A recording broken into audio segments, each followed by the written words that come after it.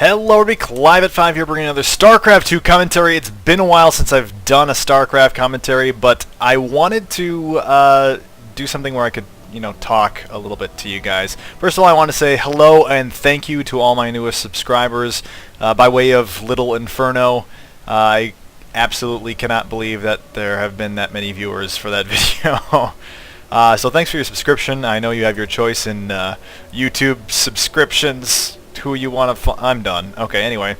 So definitely thank you for that. Also, I don't know if any of you guys are actually into watching Pro StarCraft, but I think it has actually a wider appeal than actually the StarCraft game. I just said actually like 7 times that sentence. So let's talk a bit about StarCraft. Specifically this game. In the bottom left-hand corner we have aAaSeoHyeon, blue Terran, clearly, versus vVvNeOaNgEl, the yellow Protoss in the top right-hand corner. So we're seeing a supply depot being built at the front door of aAaSeoHyeon. I actually don't know how to really pronounce that. Hyun. I'm going with Hyun. And a single barracks out here as well. So what we've been seeing lately is, well, first we saw, just metagame-wise, we saw players go for very aggressive builds, starting with 1-1-1s, 4-gate sort of builds. Then we saw pretty much a complete reversal where players were going for almost exclusively fast expands. Now we've kind of settled on more of a compromise. It's weird how things kind of flipped from one side to the other, but I'm guessing that we're going to see a 1-Rax expand, which has been very common for Terran players. So you build your barracks, you pump out just a couple of Marines, and then you plant down your command center. So it looks like this probe is going to, well, he's seen pretty much what he needs to see.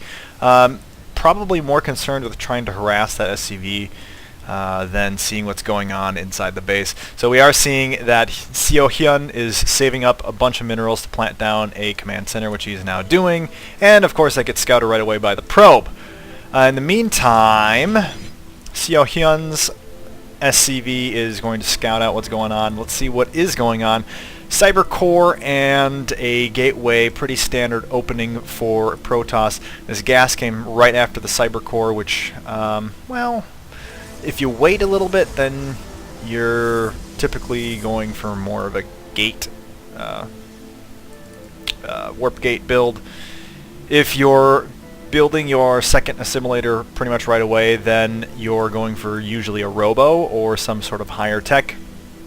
And aAaSeoHyeon waiting out here to see if vVvNeOaNgEl is actually going to put down a Nexus, and he's not. But I'm watching this probe, which is down here in the bottom right-hand corner, planting a pylon. That's an odd place to plant a pylon. If you're going to go for some sort of a proxy warp-in pylon, you would build it like over here where your opponent wouldn't necessarily scout. But if there's something going down here, yeah, I was definitely thinking that there's going to be a building. Twilight Council and a robo. That's kind of an interesting combo. Oh! Blink Stalker. So you want the robo nearby so that you can get an observer close by so you can blink up your stalkers. And just hiding the tech so that aAaSeoHyeon doesn't scout it. Now this SCV is in a very odd spot. I really don't know what it's doing there, and he really doesn't. Has aAaSeoHyeon scouted the base? Add-on. Yeah, he has. And actually the SCV is going down into this bottom right-hand corner and is scouting the tech. At this point it can't be stopped, really. But he does have a pretty good indication of what's going on here. He sees both the robo and the Twilight Council. Twilight Council is researching that blink. Being chrono boosted, the observer will be out pretty soon. And here's the proxy pylon where vVvNeOaNgEl is going to start warping in those stalkers. So let's see what aAaSeoHyeon's response is going to be for this. He does have a factory here producing siege tanks, and that's going to be great against blink stalkers. The siege tech is researching, but it's maybe going to be a little bit late. I don't know. A single stalker already trotting out across the map, and a few more warping in here by this pylon. The one advantage that SC2 does have is that he has this expansion up and running, mining very well now. His income is superior to that of NeoAngel's, so it's going to be a matter of protecting it. I think he knows that this is coming since he built this bunker up in his base, protecting at least this ledge from being blinked into. Still a little bit of vulnerability back here by the mineral line, and so now Stalker's moving in towards the front door. SCV's forced to leave, stop mining, and yikes, if he's dropping that supply depot, wow, he got really lucky that the Stalkers didn't just walk right in.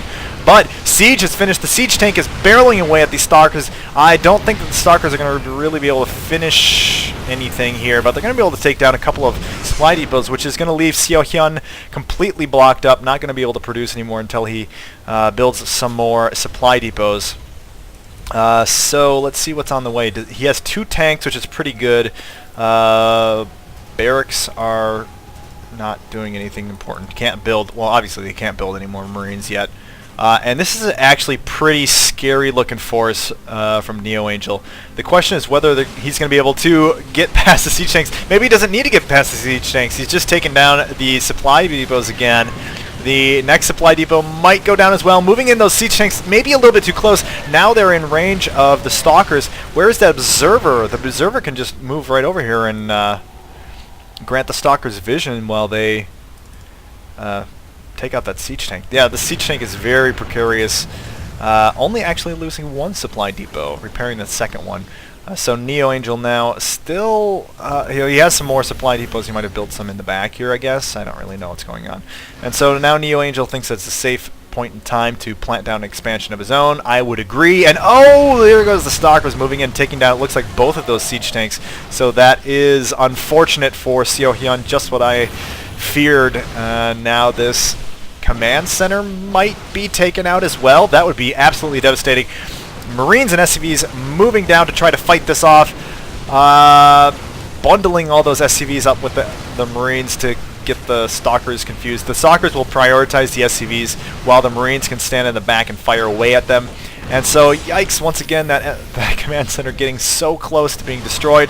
And Marines baiting back and forth, but there is now another siege tank by the ramp, and that might be trouble because it looks like NeoAngel's preparing to blink up in here and take out some of these SCVs, doing decent amount of damage here. Wow, he's actually already killed 20 SCVs, and I'm guessing that many of those were from the attack on the natural, and now these siege tanks moving back into position, and the Stalkers are going to have to back off. A single immortal out, and sorry, that's in the way. No critical damage done on it, and ooh, actually scanning that observer and taking it out, which is going to really put a stop to this harass until NeoAngel can produce another observer, which is now on the way. He really should have had another one, I think, but so a little bit of a stalemate at this point in time. A couple more tanks, and that's really going to help things out. And SC2 might make this a good opportunity to expand back out, because really NeoAngel's going to have to back off so he doesn't lose anything else right here. So yeah, here comes that other observer. I'm going to be interested to see whether or not he decides to resume this harass.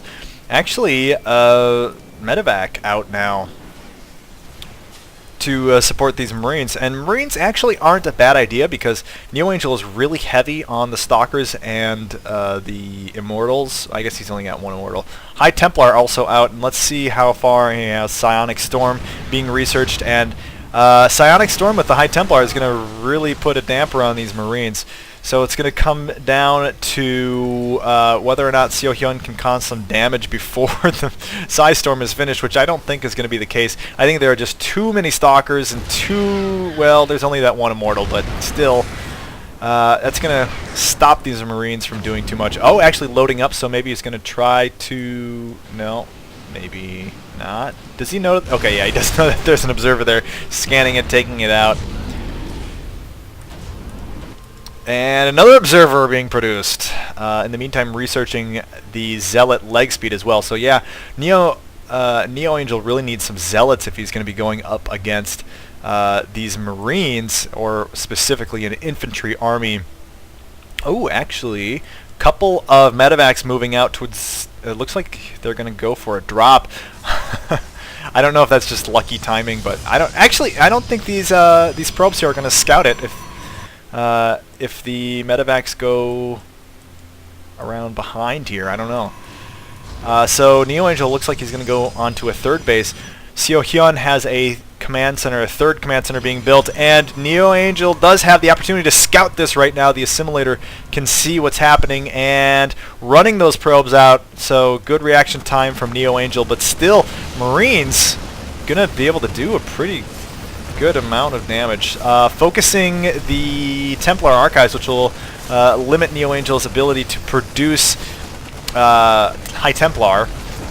And now focusing the Nexus. Nexus might actually go down because SC2's forces were way out across the map. And yes, that Nexus is definitely going to go down. So NeoAngel now in sort of a tough position. Didn't really lose any probes in that engagement. And yikes, big storm there. Might lose the medevacs, and if the medevacs go down, then all these Marines are going to... Well, the Marines go down before the medevacs go down, I guess. That's how storm works for you. So able to kind of transition back onto 2 bases. Not a huge loss for NeoAngel, though he hoped to be on 3 bases by now. So just a little bit behind where he wanted to be. SC2 switching that command center into an orbital before he moves out into... Oh, and also taking out that little tech alcove in the back here, hidden tech back there. So both players actually kind of even, I guess. SC2 delayed in his second base earlier on, but now able to move out onto a third, and has it protected very well, I might add.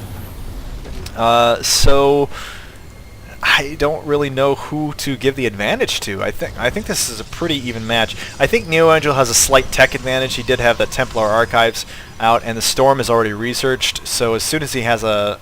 Oh, he has another... He can produce. Where is that? Another Templar Archives is now finished, and Twilight Council. So he did have to rebuild a little bit of tech. And, ooh, I don't know if I missed something here. It looks like High Templar drop trying to take out... Ooh! He might have actually taken out quite a bit of SCVs with the Storm. Yeah, I think he only had about 20 workers killed before. Now got another 15 from a Storm drop on those SCVs here. Very effective. And that might also hurt SC2 long term as well. So now getting that third base up and running. Actually, let's take a look at the... I had the income tab open the entire time, I think. So SC2 just a little bit ahead in terms of mining the minerals. He is producing a more mineral-intense army. A lot of Marines. Actually, I haven't seen a lot of Marauders at all. Oh, single Viking out. Warp Prism. Oh, the Viking is hunting the Warp Prism, which is now coming around the other side. Moving in, these High Templar might get another couple storms off on this base, this third base. Just trotting them in. Pretty nice storm there. Took out maybe another couple. Loading them back up in that Warp Prism. Took out another 5, it looks like. And now this Warp Prism kind of stuck. I don't know if he's going to try to storm back here as well. I think SC2's expecting that, really. But there he comes. The Viking coming to hunt down that the Warp Prism. And the Warp Prism's got it. It's going to get taken down, I'm pretty sure. It's sandwiched here between these Marines and a Viking. So losing both of those High Templar, that kind of sucks. Looks like the rest of the army moving back in. He has quite a bit of storm loaded up here, and I don't know if these Marines can handle it. Oh, huge storm! Almost all the Marines going down. And, oh, nice infantry army back here, and some tanks to support. So I don't really know if NeoAngel can finish it off right now. It's kind of a tough call at this point. Checking back on... Oh, I had Econ up. I just keep forgetting to switch it back to production. I am a little bit out of... Oh, that's a pause. I'm a little bit out of practice. I haven't done StarCraft 2 Replay in a long time. I was taking some time off to... well, not really to do anything, but since Heart of the Swarm is coming out soon, I was like, I'll give myself a break until Heart of the Swarm comes out. So I did decide... you know, I'm going to do one more just to both announce that I wouldn't be doing anymore for a while, and also so that I could address you guys and, you know, thank all the new viewers, etc. So now it looks like there's possibly going to be an engagement here in the middle. Huge amounts of storm available to NeoAngel. SC2 really has to protect these tanks, but mainly he has to make sure that he doesn't lose basically all his Marines in this engagement. So basically when those storms hit, get him out of there. Nice scan to take down that observer as well, so now NeoAngel doesn't know exactly what's going on. He has a pretty good idea. Tanks moving up, and this is the time to strike. NeoAngel is close, and he's moving those tanks a little bit too close, and oh, everything getting stormed. Marines getting down, and this is tragic. This is tragic. Tanks go down really easily, and really there's nothing left at all. All these High Templar morphing into Archons, and there's just nothing left. And SC2, he just GG's right away. So yeah, there's really not a whole lot of hope for him. He made a really nice comeback when he was, you know, flying those medevacs around. I'm not sure why he didn't keep up that harass. That was really good. He should have, in my personal opinion, and granted I'm not a very good StarCraft player, but he should have kept up that medevac Marine harass. That was really effective. So anyway, thanks for watching, everyone. Please like, comment, subscribe if you haven't already, and I will catch you next time.